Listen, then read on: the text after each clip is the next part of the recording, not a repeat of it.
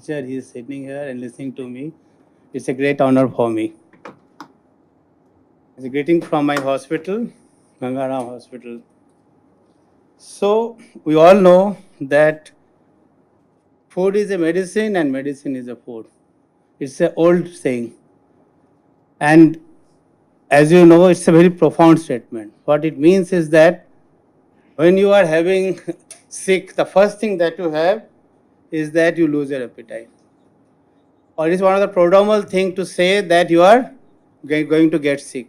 Once you're going to get sick, the first thing happens is that suddenly you start losing appetite.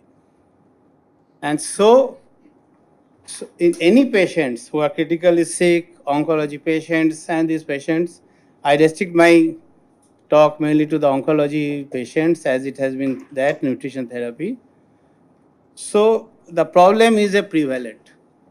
And it is the literature say the prevalence go up to 70% time in these oncology patients. वो ये है वो pointer कहाँ है बेटा point doesn't matter okay ठीक है so oncology patients up to 70% of the time they can have a initially when they come they have prevalence of malnutrition which has been differently defined. I'll tell you how the definition has developed, but it's more common in head and neck, gastrointestinal, hepatobiliary, pulmonary cases, old age, and the patient with advanced and metastasis. These are self-explanatory. And also the reason is why they are so more common. Maybe these cancers are more common.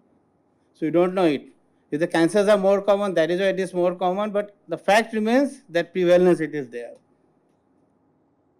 There is a study which has been done in the Italy that you have seen. This is a study. The patient they came first in the for the your consultation in the OPD. They studied that the multi-center trial. They found that 51% had nutritional impairment, 64% history of weight loss for up to 10 kg in the last 6 months, and 40% severe anorexia. Now, these patients, when they are further treated and they followed up to 2 years, majority of these patients are CA breast, colorectal, and head and neck, and they survive around 2 years. What they found is that the patient who has a more nutritional deficiency at the time of the first consultations, they did worse than the patient who has a better nutritional. So they followed it and they found that patient with metastatic advanced disease, there is no difference. The nutritional status may not make much difference if the disease is so advanced. But the patient who has no metastasis and they are getting cured, the persons who are having better nutrition care at the first time when they are being diagnosed, they do very well, their survival is better. Which proves that nutrition, if you are preserved, the patient can be, your survival of the cancer may be better. So why the nutritional deficiency happens in this oncology patients? There are different reasons. The patient-related reasons, there can be tumor and the disease-related reason, the inflammatory cause, and the patient-related, the patient has a pain, and all this we have been discussing whole day. All these reasons reduces your intake, assimilation of the nutrition, so leading to ultimately the weight loss, giving rise to the condition which is known as anorexia, cachexia, and your sarcopenia. And if they are very severe and they are refractory, that ultimately leads to your nutritional deficiency as well as leading to your condition where patient survival or the fighting the cancer will be reduced. It is just like a scenario, something similar in the ICU patients, though all oncology patients, not exactly ICU patients. Whenever a patient comes in the ICU, this is a severe, when they are coming with inflammatory stage, severe illness, they come. You try to feed them, other thing, you find they're highly catabolic, you can't do it. And that happens even if you are giving them any energy and their nutrients, nothing will happen. They keep on doing what is known as autocannibalism. They are keep on eating the gluconeogenic pathways, they are increasing, they are keep on losing the muscle mass and that. And as the patient improves, suddenly you find they start tolerating the feed, they start tolerating the feed, they start having weight, better weight gain, muscle mass improves, and all those things. Something similar happens in the patients of oncology also. But the difference here is that in the ICU, the patient has come, they improve, we get a second hit, they improve. After that, he goes out of the ICU. Maybe sometime they deteriorate, they come back again like that. But in the oncology, as it is a long drawn process, as we have discussing in the previous panel discussion, the patient comes as soon as they diagnose, he continues depending upon the what type of therapy he is undergoing, what type of cancer he has, what is the stage of cancer. He is in a continuum mode where his continuous therapy and all those things keeps on going. So what happens in the ICU patient is a single hit or double hit. Here it keeps on getting repeated hit. So every time he has a chemotherapy, he deteriorates. He gets a radiotherapy for 3 days, 4 days, he deteriorates. Again his appetite goes down, again he has a problem. So it's a chronic problem which keeps on accumulating in these patients, unlike in the patient of ICU where you have got initially they improved, after that the second hit maybe they got the secondary sepsis, okay, again it deteriorates, but here it is a continuum process. As a result, you find that malnutrition some stage or other, it will always set in a patient oncology at the end stage. And that is a fact. You all know it. We all seen that when they go into palliation, I think they all have a malnutrition. None of the patient of you can't have a ISO, your survival cancer. They have, if the complete remission has happened, it's a different thing. But others who are surviving cancer patients, they are always having malnourished temporarily as the disease progresses. So in a talk of clinical nutrition in cancer, it can broadly divided into two things: the general concept, the general treatment that you have to do. And the second thing is, depending upon the patients, when they're coming for surgery, when they're coming for radiotherapy, when they're coming for that, depending on that specific thing, you have to look for their nutritionist things. The general concept is the general support, which is as good as our ICU care and other thing, where we go, from that you get it. The first and foremost thing is how to assess these patients for nutritional deficiency, what type of nutritional therapy you have to plan out for them. You have to plan it. To any patient who has been diagnosed, you know that this is going to be his sequelae, how is going to happen. So then and there we should think and plan out along with the other things, the nutrition therapy for that specific patient. So there are various nutritional assessment ways has been done, and all have been some validations. So just like in our ICU, we do a Nutri score. So it depends which ICU, what you are working, where you are doing. So some people do your this thing, subjective global assessment. Some do NRS 2022, 2002 score. All these scores are there, and they have got this similar some points which are there, which are similar for it. But to standardize this, now these are all the things which have come over the years. Some validation has been done, and ESPN has come out with something known as a GLIM criteria. There is Global Leadership Initiative for Malnutrition, which has taken into account, if you see that all these your parameters which are there, from that the most important validated parameter, they took the 4 things, which is the weight loss, decreased body mass index, reduced muscle mass, reduced food intake, and what is the disease burden and the inflammation. With that, they decided and they have come out with the criteria. According to that, they have divided the patients into 2 types of nutritional status, stage 1 and stage 2, or moderate and the severe. So you have to, as soon as the patient has come to you, you try to find out from the history, from the etiology, from the phenotypes, what type of your criteria that nutrition status is. And this is a dynamic status. This is a dynamic status. It may change. He has come initially for the first round of therapy is different. He's fine. Maybe the cancer has progressed after some time. After say your 3 courses of chemotherapy, your nutrition status, your intake and everything goes down. So now again you reassess. It may be from the moderate and now gone to the severe. So again it is a dynamic thing. You have to plan out accordingly what to do for what patient. The prescription nutrition, we all know it. Everybody asks, everybody says, इतना carbohydrate देना, इतना protein देना होता है, इतना ये देना है. Everybody knows. And it's same holds true here. Nutrition prescription is nothing new in it. And they are all same in every patient, so this is why it is you know that you have to give around 60 to 70% of the carbohydrate, but here you can go up to 50% of the lipids. You have to give a protein up to 1 to 1.5 gram per kg per day. All those everybody knows about it. And you have to maintain the trace elements. You have to maintain electrolytes and all those things.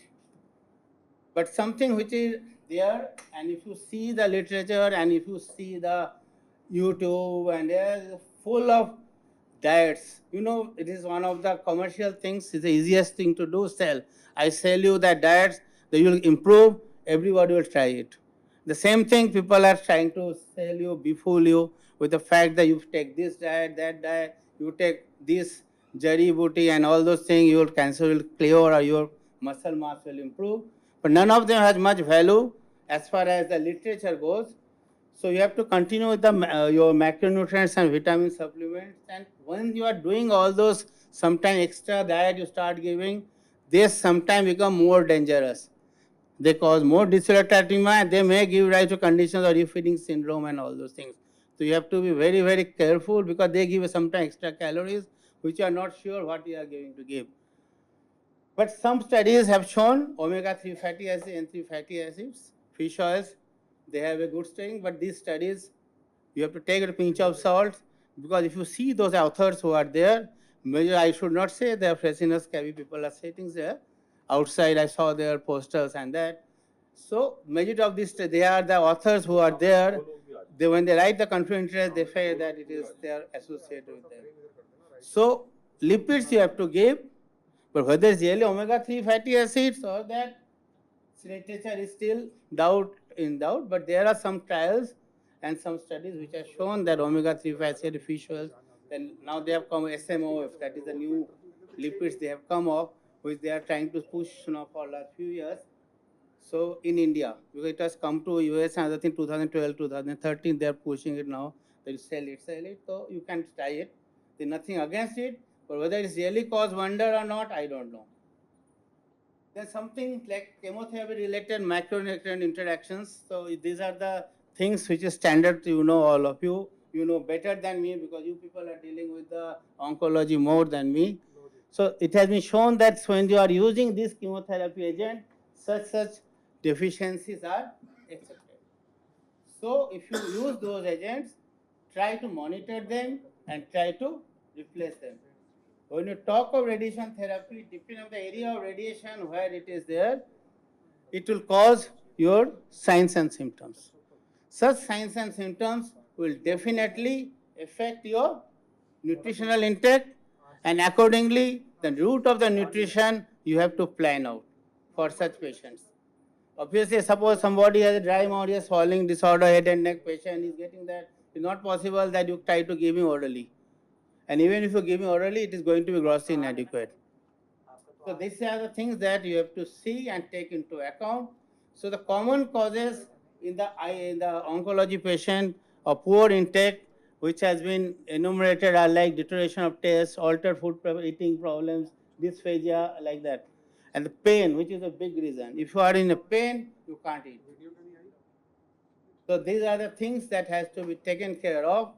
So along with the nutrition therapy, the supportive management for such signs and symptoms should continue.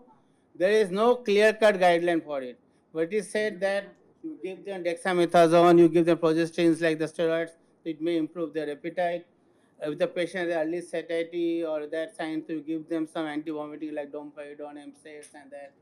So all these things, cannabinoids, the cannabinoid, that cannabis is coming in a big way as a more elevator, as the improvement of nutrition, as the nutrition, your taking care of anorexia, all those things it is coming.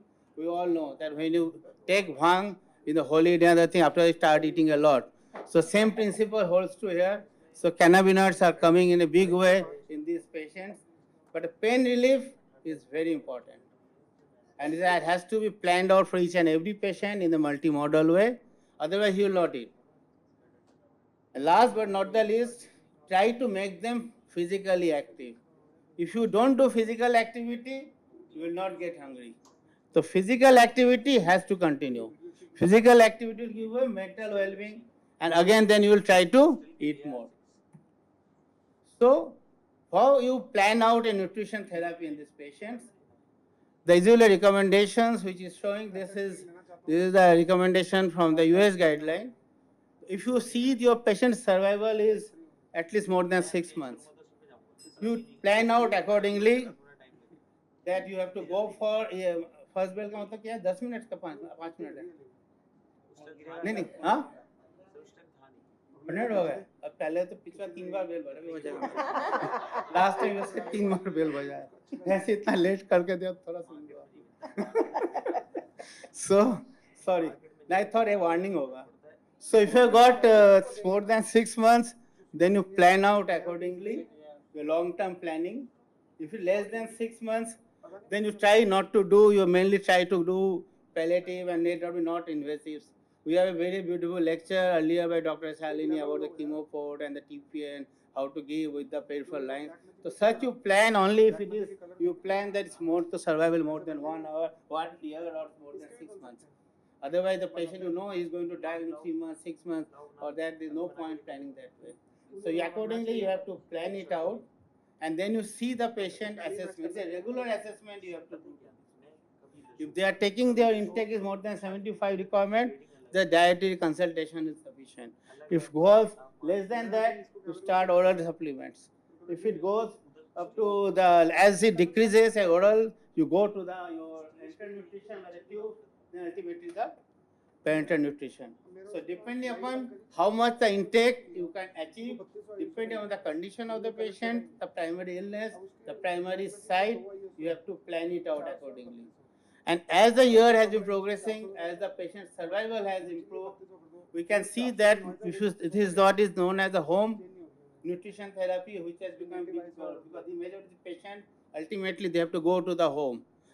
And you find that over the years, this is how it has happened. More and more people are going towards your home parenteral nutrition, blue lines.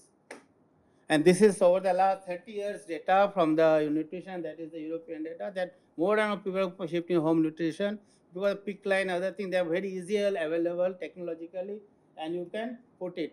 And that is also the same thing. People are using more and more PIC line nowadays for the patients for this or this. And when it comes to the enteral feed, the stomies like peg, your percutaneous gastrostomy, jejunostomy, it is coming in a big way and it is because the technologically it is much easier. So all those things are coming and so it is being used at the home nutrition therapy nowadays. So these patients, the two parallel things will continue, oncological pathway and metabolic and nutrition pathway.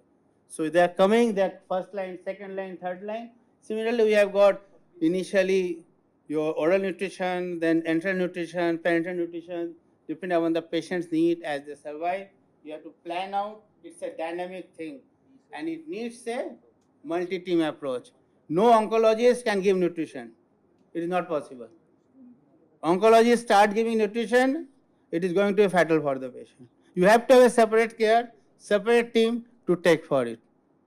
You have to have then care, as we have discussed and seen some of you are saying the multi-team and other things, that is what it should be. Everybody should know their role should be well defined. They know what they have to do if they really want to go to the patient. So the challenges are this, the nutrient intervention often falls short of the optimal standards because of the fact that we don't plan. Or we plan it so late by the time every time has already elapsed. So that is the biggest thing. And inadequate awareness, consideration, nutrition among the oncologists.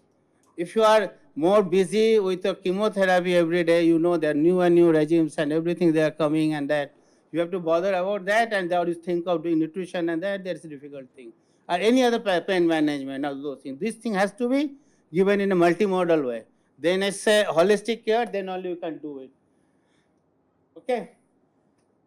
So what is the future is a precision nutrition which is coming in a big way, where you decide what type of patient tumor profiling, you have to plan the treatment, you know what metabolic state, the metabolomics, what is coming in a big way in the ICU, all of us know the genetics and that. So accordingly you plan out what type of metabolic status he is. Does he need ketogenic diet or a more of a glucogenic diet? That depends upon his metabolic status. So like that you have to compare with, along with the other comorbidities. With the patient has a primary other liver disease, kidney disease, all those things. You have to take more broadly, and then you individualize the precision nutrition to the plan, and that is what is going to be the ultimate optimum goal of the patients. So the malnutrition is prevalent, and nutrition therapy is as essential as your treatment of the primary cancer. And as the team progressing, domiciliary nutrition is the key to the maintenance of the adequate nutrition in these patients. Thank you all of you. ठीक कितना time लिया हाँ 20 minute से मुझे 20 का था